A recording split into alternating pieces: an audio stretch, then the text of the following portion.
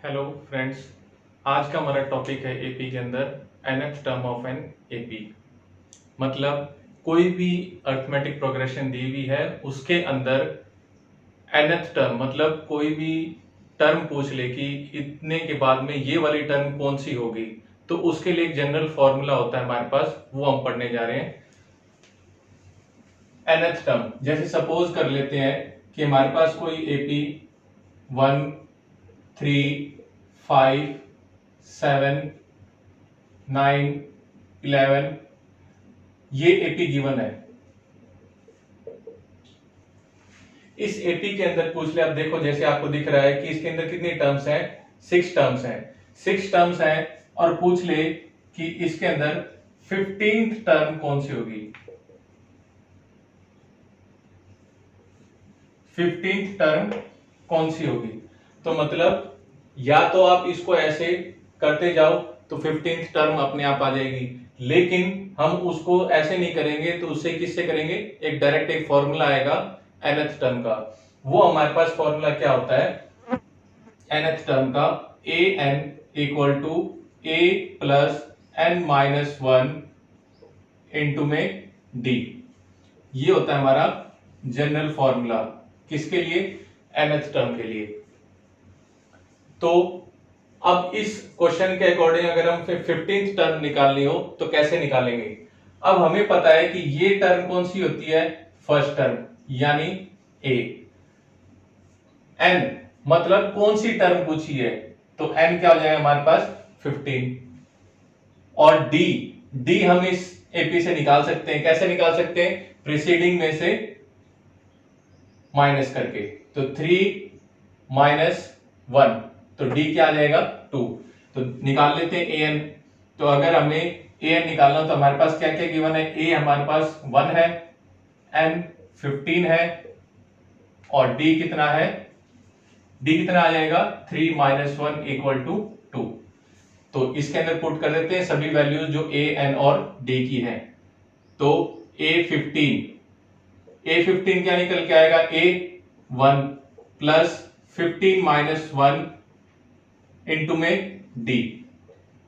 तो ये क्या आ जाएगा 15 माइनस 1 14, 14 टू जा 28, तो क्या आ जाएगा 29।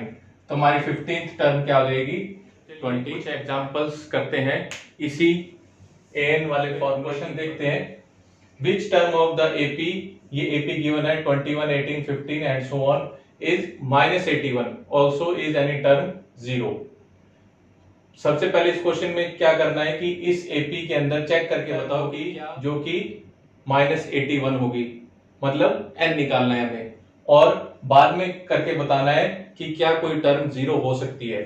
तो देख लेते हैं सबसे पहले ए हमारे पास इसमें क्या गिवन है 21, n तो हमें निकालना ही है, और डी कैसे आएगा 18 माइनस 21, a2 माइनस a1 कर लिया तो क्या आ जाएगा माइनस का 3, और हमें साथ में क्या गिवन है ए एन माइनस का 81, मतलब nth टर्म हमें गिवन है जो कि हमें निकालनी है।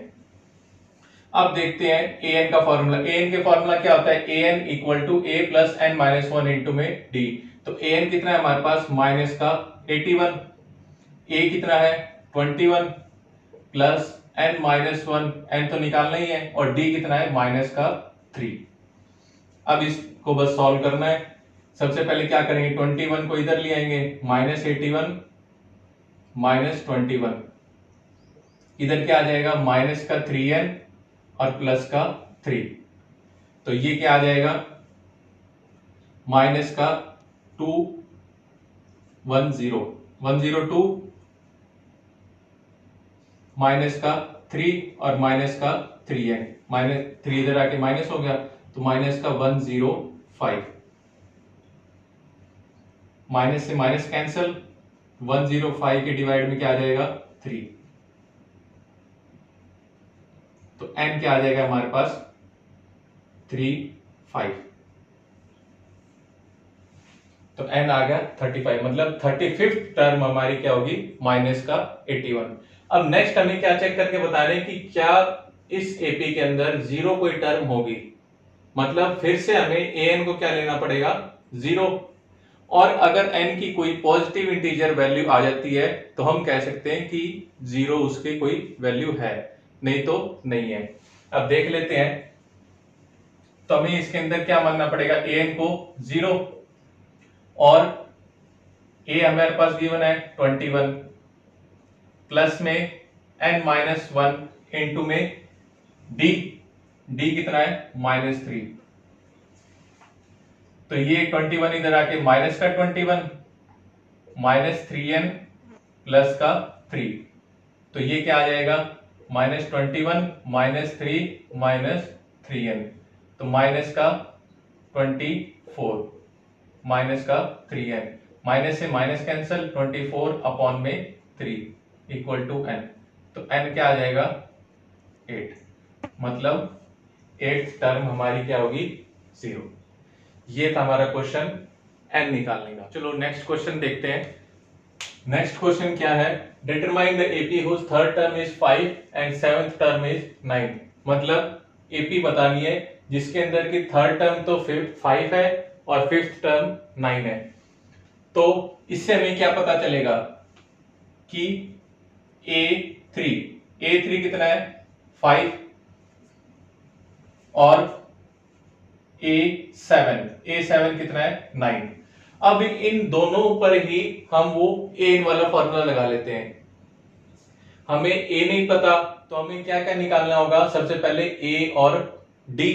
ए और डी निकालने के लिए हमारे पास दो इक्वेशन बनेगी इन दोनों से, उन दोनों इक्वेशन से हम ए और डी निकाल लेंगे, फिर उसके बाद में ए एन और डी तीनों चीज होंगी तो हम वो एपी बता सकते हैं कोई भी। तो सबसे पहले यहां देखते हैं, थर्ड टर्म है तो इसका मतलब एन यहां पर क्या होगा 3, तो A3 क्या होगा 5, A प्लस में 3 माइनस 1 इंटू में D, तो ये क्या 2D। यहां पे वैसे ही n कितना होगा 7, तो ये क्या आ जाएगा 9 equal to A plus 7 minus 1 into में D, तो 9 किसके इक्वल आ जाएगा A प्लस 60। अब दो इक्वेशंस आ गए हमारे पास, एक तो ये इक्वेशन आ गई फर्स्ट और ये सेकंड। अब हम इन दोनों इक्वेशंस को जैसे कि हमने पढ़ा है दो अलग अलग मेथड्स से सॉल्व कर सकते हैं, किसी भी मेथड से, एलिमिनेशन से, क्रॉस मल्टीप्लिकेशन से, सब्स्टिट्यूशन से, किसी से भी सॉल्व कर सकते हैं जो आपको कन्वीनियंट लगे। तो यहाँ पे मैं एलिमिनेशन मेथड लगाने जा रहा हूं क्योंकि ए का कोई भी दोनों ही कोफिशिएंट सेम है यहाँ पर, तो हम एलिमिनेट करेंगे। कैसे करेंगे, सब्ट्रैक्ट कर सकते हैं, इसमें से ये सब्ट्रैक्ट कर लो, सब्ट्रैक्टिंग इक्वेशन 1 फ्रॉम 2, सब्ट्रैक्ट करने पर हमें क्या मिलेगा 9 equal to A plus 6D, और ये क्या है 5 equal to A plus 2D। Subtract करेंगे, माइनस माइनस माइनस, 9 माइनस 4 5, 4 आ गया, ये कैंसिल हो गए दोनों, और यहां पर क्या आ गया 4D, तो D क्या आ गया हमारे पास 1, D आ गया हमारे पास 1। अब ये D हम इन दोनों में से किसी भी इक्वेशन के अंदर पुट कर सकते हैं, तो किसके अंदर सब्स्टिट्यूट करेंगे,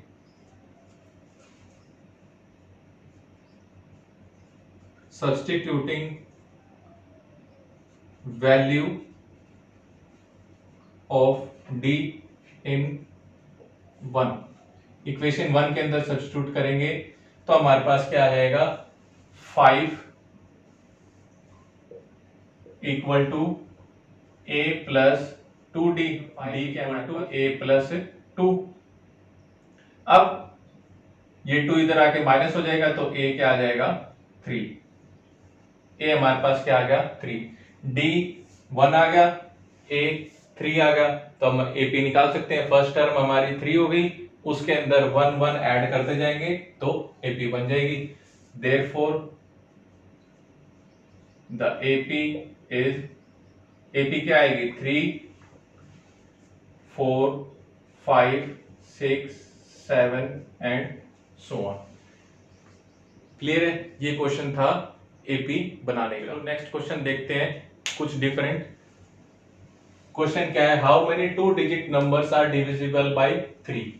मतलब ऐसे कितने डिजिट नंबर्स होंगे जो कि 2 डिजिट के होंगे और डिविजिबल बाय 3 होंगे। मतलब हमें क्या निकालना है, n। एपी के अंदर n एपी बनेगी। एपी बनेगी मतलब क्यों बनेगी एपी, क्योंकि डिविजिबल बाय 3 ही बोला है, तो 3 की टेबल वाले नंबर मतलब 3 के फैक्टर्स। अब एपी सबसे पहले हमें क्या बनाना पड़ेगा, एपी 2 डिजिट के नंबर कहां से स्टार्ट होते हैं, 10 से। अब 10 तो डिविजिबल नहीं होता 3 से, लेकिन 12 डिविजिबल होता है, तो एपी कहां से स्टार्ट होगी हमारी, 12 से। और कहां तक जा सकती है, लास्ट का 2 डिजिट नंबर क्या होगा, 99, और 99 डिविजिबल होता है 3 से, तो हमारी लास्ट टर्म आ गई 99 और फर्स्ट टर्म आ गई 12। अब 12 से लेके 99 तक कितने नंबर्स होंगे वो हमें निकालना है, तो मतलब n निकालना होगा।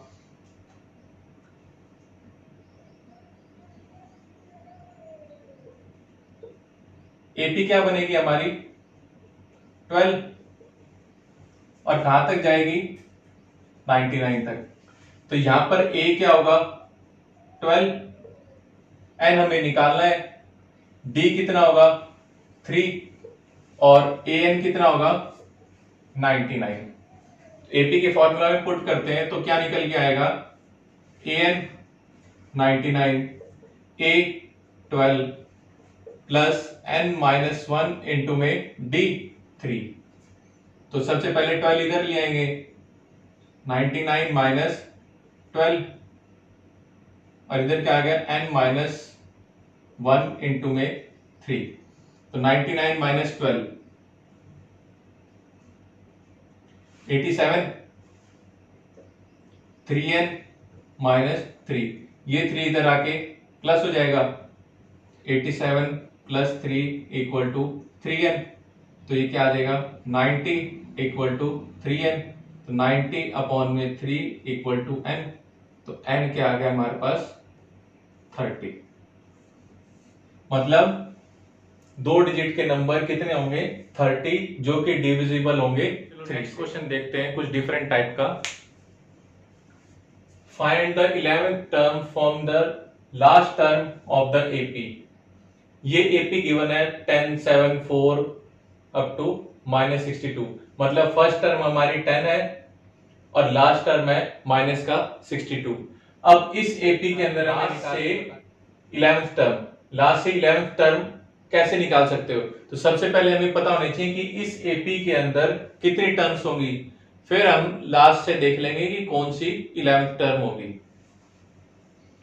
तो सबसे पहले हमें गिवन क्या है, a इक्वल टू 10, d निकालेंगे, d कैसे निकालेंगे 7 माइनस 10, तो ये कितना आ जाएगा माइनस का 3, और लास्ट टर्म मतलब an माइनस का 62। इस लास्ट टर्म को हम an भी लिख सकते हैं, nth टर्म कहेंगे, या लास्ट टर्म को al भी कह सकते हैं, या सिंपली l से भी डिनोट कर सकते हैं।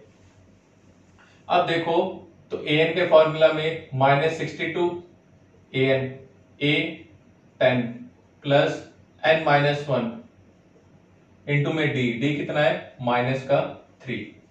अब -62 प्लस का, अब माइनस का 62 माइनस का 10 equal to n minus 1 into में -3, तो -62 और माइनस का 10 ये क्या हो गया माइनस का 72, और ये माइनस का 3 डिवाइड में ले आएंगे, तो यहां क्या बच जाएगा n माइनस 1, माइनस से माइनस कैंसिल, ये कितने पर जाएगा 3 2 6 4 24 n माइनस 1। अब ये -1 इधर आके प्लस का, तो 24 प्लस 1 इक्वल टू n, तो n कितना आ गया हमारे पास 25। तो मतलब इस एपी के अंदर टोटल टर्म्स कितनी होंगी 25। अब हमें कौन सी देखनी है, 11th टर्म लास्ट से, मतलब लास्ट टर्म 25, मतलब 25 टर्म टोटल है, उससे लास्ट निकालेंगे। तो एक चीज का ध्यान रखना, हमेशा डायरेक्ट इसमें से 11 माइनस नहीं करेंगे, बल्कि 11 माइनस करके +1 भी करेंगे, क्योंकि हमें 25th भी काउंट कर रहे हैं। तो क्या आ जाएगा, 25 माइनस 11 14 +1 कितना आ गया 15। तो हमें कौन सी निकालनी पड़ेगी, 15th term. So we have to find 15th term. 15th term मतलब A15 निकालने के लिए क्या करना पड़ेगा, A10 प्लस n कितना है 15 -1 और d कितना गिवन है -3। तो सिंपली क्या निकल के आ जाएगा, 14 इंटू में -3। तो ये कितना आ जाएगा, -4 3 12, 3 1 3 प्लस 4, तो कितना आ जाएगा -32। तो 15th टर्म क्या आ गई -30। नेक्स्ट क्वेश्चन देखते हैं। A sum of rupees 10,000 is invested at 8% simple interest per year. Calculate the interest at the end of each year. Do these interest form an AP? If so, find the interest at the end of 30 years making use of this fact. Question में क्या कहा है, question में कहा है कि 1,000 रुपए invest किए गए 8% रेट पर सिंपल इंटरेस्ट पे पर ईयर। तो कैलकुलेट करके बताओ कि हर साल के बाद में इंटरेस्ट कितना होगा, और वो इंटरेस्ट देखो और बताओ कि क्या वो इंटरेस्ट सभी मिलके एपी बनाते हैं कि नहीं बनाते। अगर एपी बनाते हैं तो बताओ कि 30 साल बाद में इंटरेस्ट कितना होगा। तो सबसे पहले देखते हैं, आपको पहले भी मैंने बताया था कि सिंपल इंटरेस्ट के केस के अंदर एपी बनती है और कंपाउंड इंटरेस्ट के केस में एपी नहीं बन सकती। तो फर्स्ट ईयर के लिए सबसे पहले निकालते हैं। तो प्रिंसिपल कितना है हमारे पास 1000, रेट परसेंट कितना है 8%, और टाइम 1 ईयर। तो simple interest after first year, पहले साल के बाद में इंटरेस्ट कितना होगा, 1000 मल्टीप्लाई 8 इंटू में 1 अपॉन में 100। सिंपल है, तो ये कैंसल, तो कितना आ गया 80। मतलब एक साल के बाद में इंटरेस्ट कितना बन जाएगा 80 रुपीज। वैसे ही दूसरे साल के निकाल लेते हैं, simple interest after second year, 2 साल के बाद में इंटरेस्ट कितना होगा, तो 1000 मल्टीप्लाई 2 अपॉन में 100। तो ये क्या आ जाएगा, 2 0 से 2 0 गई, 8 2 16, तो ये कितना आ गया 160। वैसे ही थर्ड ईयर के लिए देख लेते हैं। तो simple interest after third year, third year के बाद में क्या आएगा, 1000 मल्टीप्लाई 8 मल्टीप्लाई 3 अपॉन में 100, 0 से 0 गए, 8 3 24, तो 240। तो ऐसे ही आगे आगे इंटरेस्ट निकलते जाएंगे। तो अब देखो क्लियरली 80 160 240, तो सभी के अंदर देखो तो 80 80 का गैप है। आगे भी निकालोगे तो 8 के मल्टीपल्स आते जाएंगे, तो वो क्या आएगा, एपी ही बनेगी। So the interest after years form an AP, AP form करेंगे, और वो एपी क्या होगी, 80 160 240 एंड सो ऑन। अब ये एपी तो बन गई, अब हमें पूछा है उसने कि अगर ये एपी बनता है तो 30 साल के बाद में इंटरेस्ट कितना होगा, तो मतलब एन कितना होगा 30। अब हम ए एन का फॉर्मूला डायरेक्ट इस एपी के ऊपर लगाएंगे। ए एन का फॉर्मूला के अंदर क्या होता है, ए एन निकालना है, तो ए कितना है हमारे पास 80, एन कितना है 30 माइनस 1, और डी कितना है ये भी 80 है, तो 80 प्लस 30 माइनस 1 29 इंटू में 80, तो ये कितना 320, तो कितना आएगा 2400, ये हमारा आंसर है। मतलब 30 साल के बाद में इंटरेस्ट कितना होगा 2400। होप आपको समझ में आया होगा एपी का एएन टर्म्स का कंसेप्ट, और आगे हम नेक्स्ट वीडियो में करेंगे एक्सरसाइज के कुछ क्वेश्चंस। एग्जांपल्स के अंदर कोई आपको प्रॉब्लम है तो आप कमेंट बॉक्स में कमेंट करके मुझे बताते रहना, और इससे पिछली वीडियो बेसिक कंसेप्ट के ऊपर कि एपी क्या होती है उसको आप यहाँ पर जाके क्लिक करके देख सकते हो। Thank you.